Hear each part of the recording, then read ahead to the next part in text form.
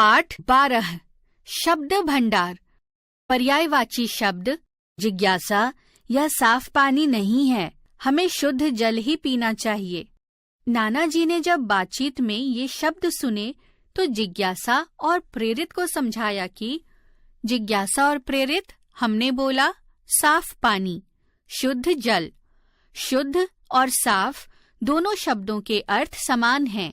शुद्ध को निर्मल भी कहते हैं, पानी को जल भी कहते हैं, पानी को नीर और वारी भी कहते हैं। ये सभी शब्द एक समान अर्थ बता रहे हैं। जो शब्द एक समान अर्थ बताते हैं उन्हें समानार्थी या पर्यायवाची शब्द कहते हैं। पुष्प, सुमन, कुसुम, रवि, दिनकर, प्रभाकर, नरेश, भूपति, नृप। आगे नाना जी ने कुछ और भी पर्यायवाची शब्द बताए।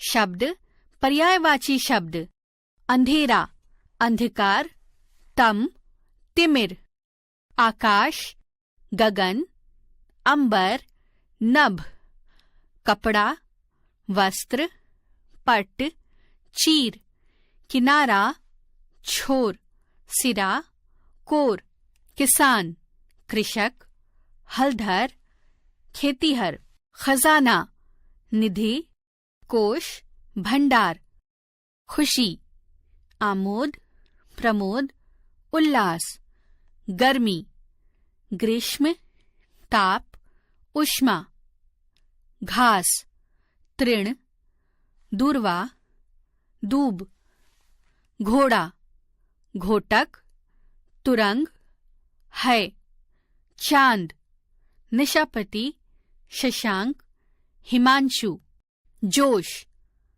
उमंग, उत्साह, आवेग, झंडा, ध्वज, पताका, ध्वजा, तलवार, असी, खड़ग, करवाल, तोता, सुग्गा, शुक, सुआ, दूध, दुग्ध, क्षीर, गोरस, दीपक, दीप, दिया, प्रदीप, नदी, सरिता, तटिनी, सरित, पक्षी, नभचर, पखेरु, पंछी, पर्वत, गिरी, अचल, गिरिराज, पैर, चरण, पांव, पग, बंदर, वानर, कपि, हरी, बगीचा, उपवन, बगिया, वाटिका,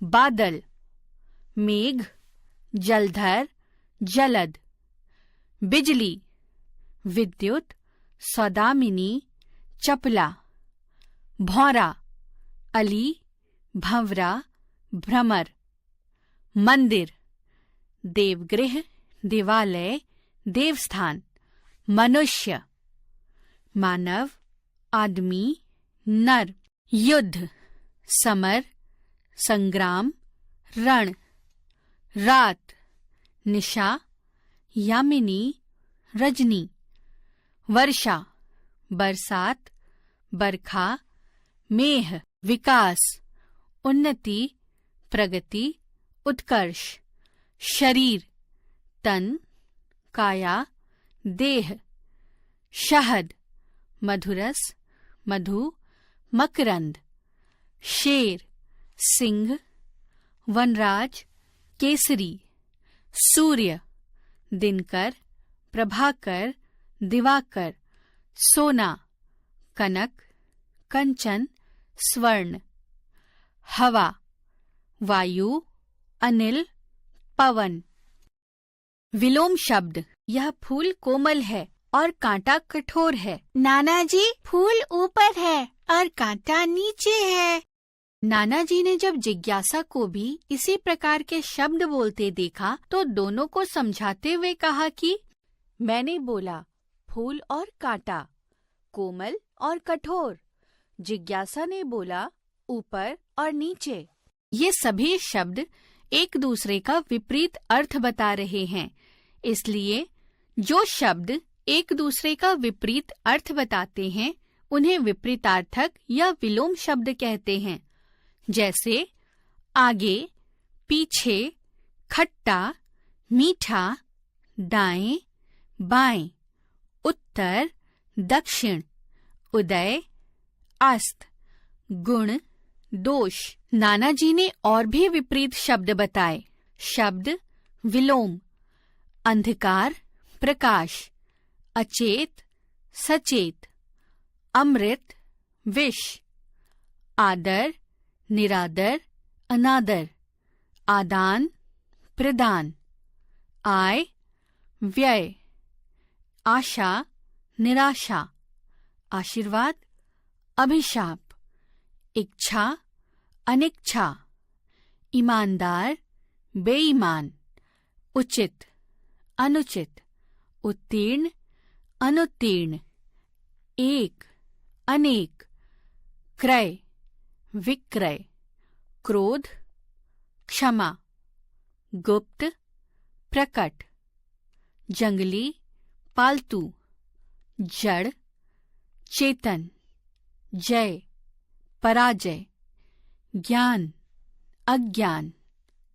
तरल, ठोस, तीव्र, मंद, दयालु, निर्दय, पक्ष, विपक्ष, पसंद, नापसंद, पुरस्कार, दंड, पूर्ण, अपूर्ण, प्रथम, अंतिम, प्रेम, घृणा, मूक, वाचाल, मौखिक, लिखित, यश, अपयश, युवा, वृद्ध, विजय, पराजय, विश्वास, अविश्वास, विस्तार, संक्षेप, शत्रु, मित्र, श्वेत, श्याम, सत्य, असत्य, सरस, नीरस, सरल, जटिल, कठिन, सफल,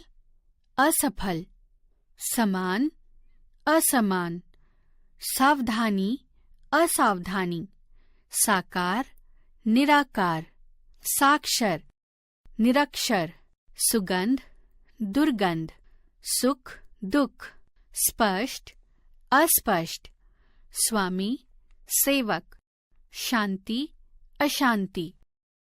अनेकार्थक शब्द। गर्मियों के मौसम में आम एक आम बिकने वाला फल है। नाना जी, आपने 2 बार आम क्यों बोला? प्रेरित के प्रश्न पूछने पर आम खरीदने के बाद घर जाते हुए नाना जी ने जिज्ञासा और प्रेरित को समझाया कि मैंने बोला गर्मियों के मौसम में आम एक आम बिकने वाला फल है। यहाँ पर पहले आम का अर्थ है एक फल, दूसरे आम का अर्थ है सामान्य रूप से। यहाँ ये शब्द तो एक हैं, लेकिन इनके अर्थ अलग अलग हैं। एक शब्द के अलग अलग अर्थ वाले शब्दों को अनेकार्थक या अनेकार्थी शब्द कहते हैं।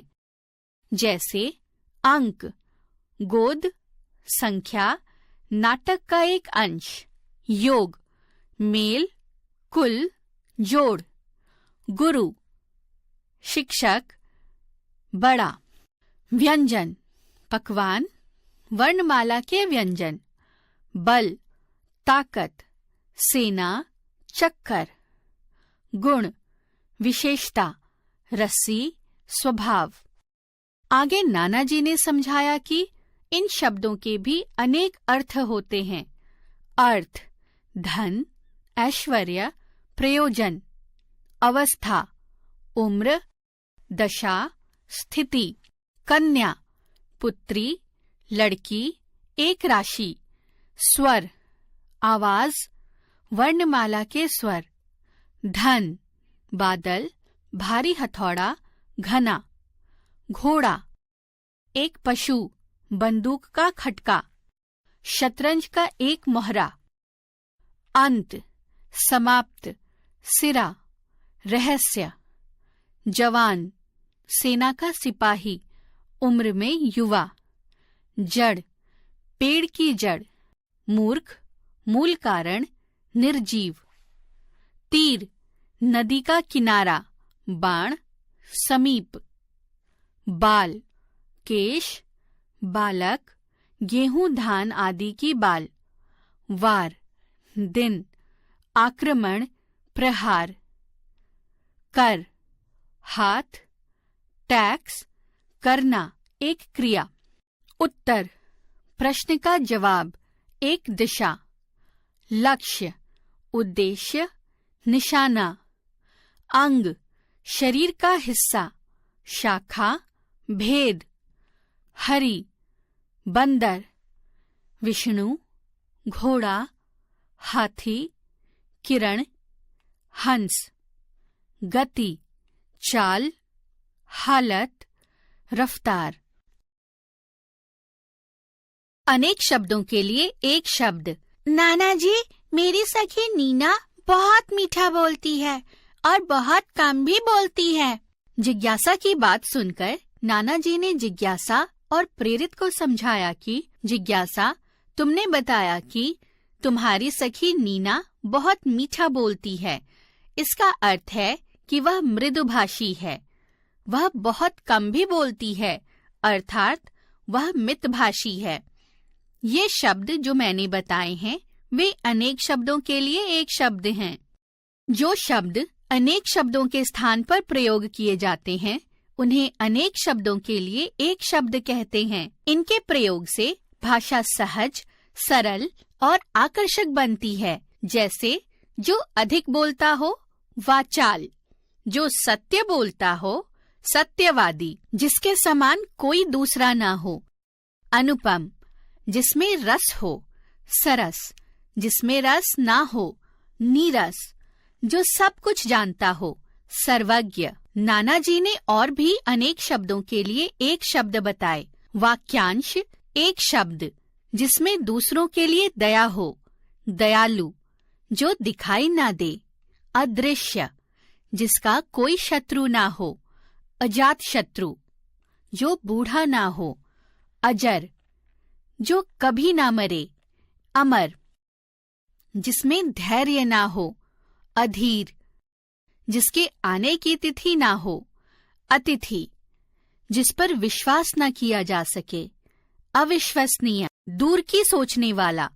दूरदर्शी, जो कभी नष्ट ना हो। अनश्वर, जिसे कोई जीत ना सके।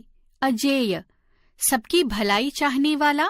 हितैषी, जानने की इच्छा रखने वाला। जिज्ञासु, जो देखने योग्य हो। दर्शनीय, जो दूसरों पर अत्याचार करे। अत्याचारी, जिसका अंत ना हो। अनंत, जो कानून के विरुद्ध हो। अवैध, जिसका मूल्य न आंका जा सके। अमूल्य, जो आंखों के सामने हो। प्रत्यक्ष, जो परिचित ना हो। अपरिचित, छात्रों के रहने का स्थान। छात्रावास। 3 भुजाओं वाला। त्रिभुज, जिसके 3 कोने हों। त्रिकोण, तिकोना, जिसका कोई आकार ना हो। निराकार, जो गुप्त रखा जाए। गोपनीय, अधिक व्यय करने वाला। अपव्ययी, कम व्यय करने वाला। मितव्ययी, जो समय बीत चुका है। अतीत, जो अपने स्थान से ना हिले। अडिग, अपने देश का। स्वदेशी। श्रुति संभिनार्थक शब्द। जिज्ञासा, नाना जी बाहर चलिए, मौसम कितना अच्छा हो रहा है, बगीचे में घूमेंगे। प्रेरित, बाहर नहीं, बाहर बोलो। जिज्ञासा, प्रेरित ने बाहर ही बोला लेकिन तुम्हें बाहर सुनाई दिया। प्रेरित के शब्द सुनकर नाना जी ने बगीचे में घूमते हुए जिज्ञासा और प्रेरित को समझाया कि प्रेरित, तुमने शब्द बोला बाहर, लेकिन जिज्ञासा को सुनाई दिया बाहर। ये दोनों शब्द उच्चारण और सुनने में एक जैसे लगते हैं, लेकिन इनके अर्थ अलग अलग हैं। जैसे बाहर, घर के बाहर। बहार, रौनक, फूलों की बहार।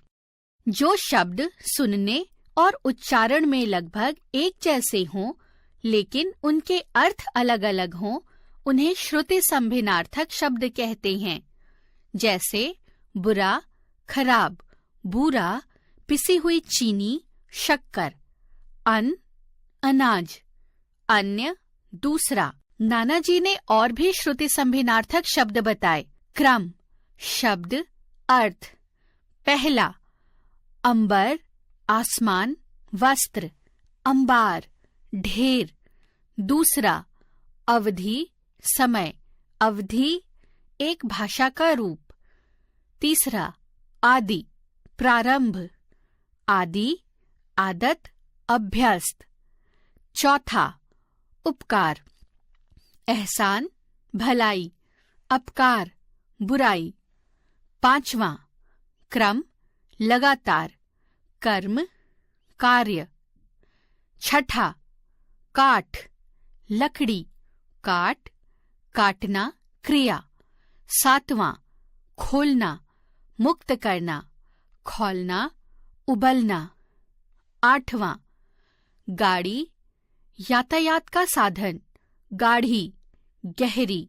नौवां, गिरी, पर्वत, गिरी, बीज।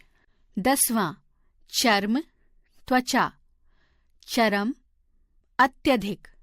11वां, नियत, निश्चित समय, नियत, इरादा, मंशा।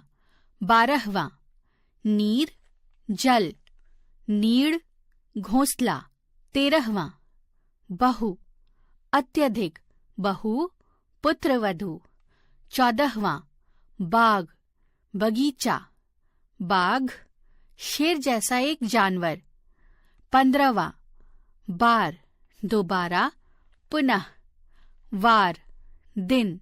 16वां, भवन, घर, भुवन, संसार। 17वां, वात, वायु, बात, बातचीत।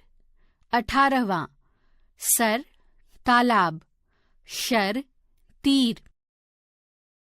हमने समझा, जो शब्द एक समान अर्थ बताते हैं उन्हें समानार्थी या पर्यायवाची शब्द कहते हैं। ये सभी शब्द पर्यायवाची हैं। हमने समझा, जो शब्द एक दूसरे का विपरीत अर्थ बताते हैं वे विपरीतार्थक या विलोम शब्द कहलाते हैं। हमने समझा, एक शब्द के अलग अलग अर्थ वाले शब्दों को अनेकार्थक शब्द कहते हैं। ये सभी अनेकार्थक शब्द हैं। हमने समझा, जो शब्द अनेक शब्दों के स्थान पर प्रयोग किए जाते हैं उन्हें अनेक शब्दों के लिए एक शब्द कहते हैं। इनके प्रयोग से भाषा सहज, सरल और आकर्षक बनती है। अनेक शब्दों के लिए एक शब्द का प्रयोग करने से भाषा सुंदर बनती है। हमने समझा, जो शब्द सुनने और उच्चारण करने में लगभग एक जैसे हों लेकिन उनके अर्थ अलग अलग हों उन्हें श्रुति संभिनार्थक शब्द कहते हैं। ये शब्द बोलने और सुनने में लगभग समान हैं लेकिन इनके अर्थ अलग अलग हैं।